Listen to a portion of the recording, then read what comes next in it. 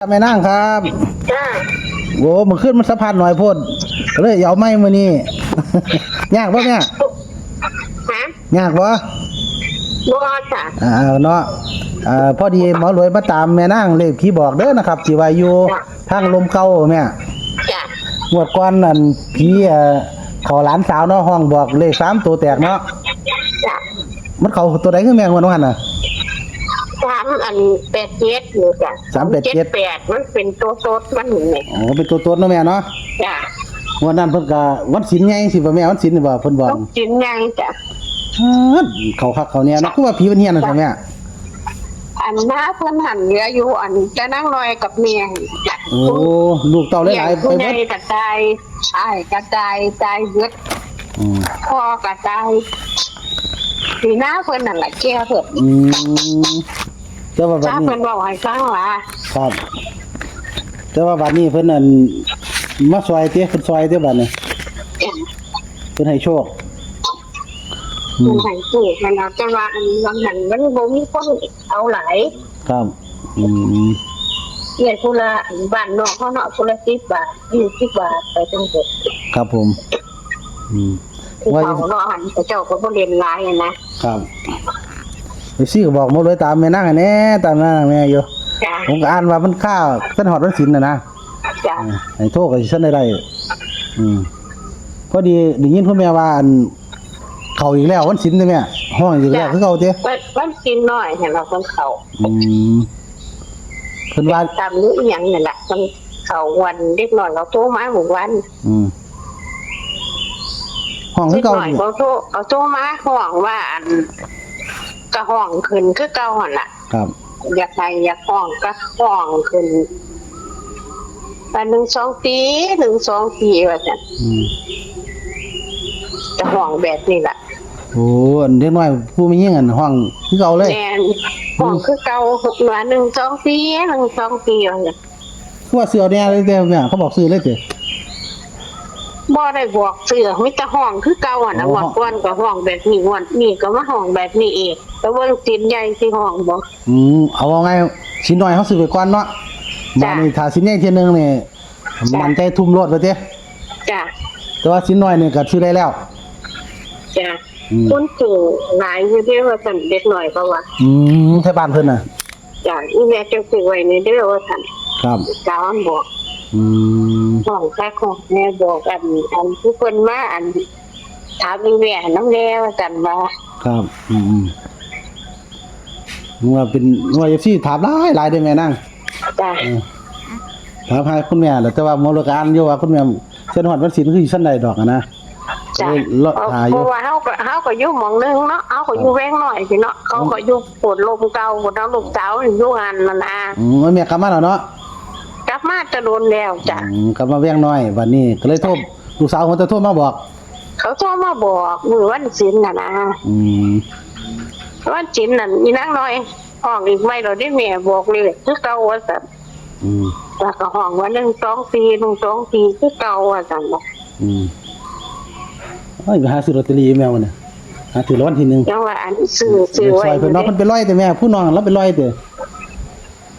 บ่เป็นร้อยได้คนซื้อมันน่ะซื้อนางน้อยมันผู้ดีคือหยังนี่นางน้อยซื้อน้อยซื้อน้อยโอ้นางน้อยจ้ะโอ้แล้วผู้งามอยู่ว่าติโอ้ยผู้ดีคือหยังเรียนกันหั่นก็เป็นมีแต่ผู้เฒ่าคู่ผู้เฒ่านั่นล่ะเรียนว่าเรียนแต่ว่าหนักเป็นคือจังซี่ล่ะเป็นให้ห้องจังซี่ว่าค่ะเอาเพิ่นให้โชคเฮาแล้วจะต้องคอยแก้เพิ่นก็ได้ธรรมดาเฮาต้องไปอัดนะแม่เขาต้องไปอัดฮู้นะไม่เขานะแต่ว่าก็เพิ่นให้โชคเขาก่อนเพิ่นก็ว่าสิมาจอดอยู่ดิเพิ่นสิจอดฮู้จอดทางให้เพิ่นอยู่ว่าซั่นเอาโชคจัก3บ่ทันมีเงินซั่นนะเพิ่นให้โชคจัก3งวด4งวดก่อนจักจ้ะจักหางวดครั้งดีFC เพิ่นโชคมันหมานเพิ่นจะได้ซอยเพิ่นเนาะเพิ่นก็ลำบากครับมีหยังดอกมีแต่ห้องเราก็บอกนี่คือครับบ่อันนั้นอันนี้หยังห้องจะให้ห้องเพิ่นแล้วก็บอกนี่คือไหมครับก็เพิ่นได้ซอยเพิ่นเนาะโทรมาบอกว่าจังซั่นล่ะจ้ะโทรมาบอกว่านั่นล่ะ แต่เบิ่งมันสิใหญ่ท่านบอกจะมีก็โอ้ยเสือหล่นล่ะ ครับอืม จ้ะ ใจเฮาก็อยากได้เลขบ่เท่าดอกแต่ว่าเฮาก็พูดถึงว่า จ้ะ น้องเขาเป็นสาวเนาะจ้ะเขาก็บ่ดีไปเลยได้เป็นแต่ว่าเฮาก็อยากได้เลขอยู่ดอกว่าก็เอาไปก่อนชิดสิโทชิดเจ็ดบ้านเต็มมาสั่น อืมครับไอ้โชคหมานหาได้ซอยน้องเนาะเพิ่นก็อยู่กับแม่สองคนนึงหาได้ จ้ะ ให้แม่นั่งนำได้ใส่น้ำแน่จังซี่นะก็ขอให้เขาอีก เพิ่น 3 ก็ ตัว อยู่ของเพิ่นจังสั่นล่ะจ้ะ ม อยู่กับลูกสาวเนาะ แนว แม่สองคน แนวถ้าเฮียนไปเบิดบ่แม่ ไปเบิดพ่อก็อันจ้างคนมาสั่นจ้างคนมาอันเที่ยวเขา อืม วันตอนเที่ยงมาจะจ้างคนมาก็จ่ายเงินคนตอนเที่ยงแล้วก็แล้วอันเงี้ยหลังหนึงก็ว่าได้เนาะที่หน้าเพิ่นน่ะ อืม คนกินเขาแล้วก็สิลงมาข้างล่างตัวมานั่งอยู่บันไดสิลงมาแล้วก็จ่ายค่าบันไดละจันก็เจ้าว่า แม่เพิ่นนั่นล่ะเว้าให้ฟังแม่นั่งน้อยนี่ล่ะเว้าให้ฟัง ครับแห้งอีหลีเนาะ ใหญ่ก็ไปไปดำน้ำนี่เลยเก็บทองก็ตายอยู่น้ำใหญ่ก็ได้ว่าจัน ใหญ่สิใหญ่เขาน้องใต้หันกันใส่น้ำบาดเฮาเอาสู่ไปใส่เดือน12หั่นนะครับ บ่อยู่นี่มีแต่ ว่า อยู่ไตน้ำหน้าด้วยเนาะ มีแตะไก่ข้างหน้านี่ล่ะอัน อืม มีลูกทองบ่ได้เนี่ยค่ะ อืม บ่ทันได้ออกจนได้ผัวตายว่าเป็นผัวเฮ็ดหยอกใส่กับลูกนะแล้ววินเฮ็ดใส่กับลูกกันนะ ลูกผู้หนึงก็ใหญ่แล้วนะครับ ใหญ่ตึกใหญ่อีกนึงมากันคือวันนั้นใหญ่แล้วเฮ็ดหยอกลูกว่าเป็นผัวหยอกลูกทีเอาไปเอามาหยังเหนียวเตะไปจำมาจับ ตัวนี้เป็นเหรอ ไปก็ไปง่ายๆทุกคนผู้เฮียนเพิ่นมันมาสั่นล่ะ ครับ อันแม่ถ้าแม่ดอกก็บอกสั่งตัวแม่นางน้อยนี่ล่ะบอกให้สั่ง ครับเป็นตัวเล็กเป็นคนเนาะจ้ะก็มี2คนอีแต่เราก็ที่นางนั่นล่ะ2คนน่ะ เอาเนาะพี่น้อง FC เนาะก็หาโชคหมันเพิ่นเด้อนะครับไปได้ซอยคุณแม่เราเนี่ยกับหลานกับลูกสาวเพิ่นน่ะ2คนได้ซอยแม่นางนำให้กำลังใจแม่นาง นี่1 2 4จังซั่น ผู้เพิ่นหามาให้ กัน เนาะ เดี๋ยวเลยเนาะ ครับ นั่นแหละเด็กซุนเพิ่นน่ะเพิ่นอยู่2คนนั่นล่ะจังหวะนี้อันเอาเบอร์โทรหานั่นเป็นหมอนเนาะ เนื่องว่ามันก็สิเป็นสะพานบุญให้สะพานบุญซอยน้องเนาะกับคุณแม่เพิ่นเนาะ จ้ะ เพิ่น2คนแม่ลูกลำบากเพิ่น จ้ะ พอทั้งยังเสียเบิดเพราะว่าปีหน้าแห้ง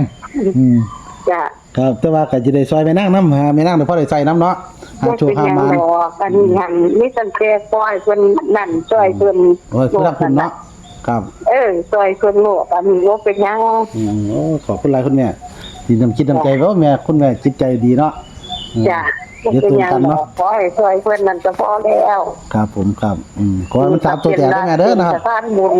จ้ะเป็นสะพานบุญให้เพิ่นก็ดีแล้วจ้ะ อย่าลืมตัดเหรียญเด้อพี่น้องนะครับ1 2 4 จ้ะ เฮาก็ตัดเหรียญ12 14แล้วก็24นำนะครับอย่าเหรียญได้3ตัวเนาะซื้อวัตถุตัวโลดเนาะง่ายโลดไปอันแม่ไปซื้อเอาอัน2 ปีกับ1 ปีหั่นน่ะ มักอีหลีนบ่แม่ตัวเน้นอีหลีเนาะ จ้ะจ้ะ 2 4กับ14เนาะ จ้ะ ตัวไอ้ดีหมอเลยว่าซื้อวัตถุตัว จ้ะ เนี่ยผ่านเลยเอาทั้ง3ตัวทั้ง2ตัวเลย จ้ะจ้ะจะห้องบอกเท่านั้นนึง ครับ1 2 4เคยเข้า3ตัวโตดเนาะวันนี้ขอเข้า3ตัวตรงวันนี้นะรับเลขคุณแม่นางเลขผีบอกเลขผีหน้าแห้งคุณแม่นางได้มาแล้วนะครับหลานน้อยหลาน17 18นี่แล้วห้องบอกคือเขา124วันนี้ก็ขอให้รวยยกช่องนะครับได้เป็นสะพานบุญให้น้องเพิ่นบ่มีไผนะครับไทบ้านไทเฮียนไปเบิด บ่มีไผดอกมีแต่นางน้อยนั่นล่ะกับแม่2 คนนี่ ครับผมขอบคุณแม่นางหลายเด้อนะครับที่แบ่งปันได้ทั้ง จ้ะ ช่อง จ้ะ เลยขอเป็นสะพานบุญให้เนาะแม่เนาะ จ้า ครับผม ว่าไปอยู่หนองแวงสิล่ะจ้ามันจะอยู่หนองแวงสิล่ะ น้องแว่งขอนแก่นเนาะ จ้าจ้าหนองแวง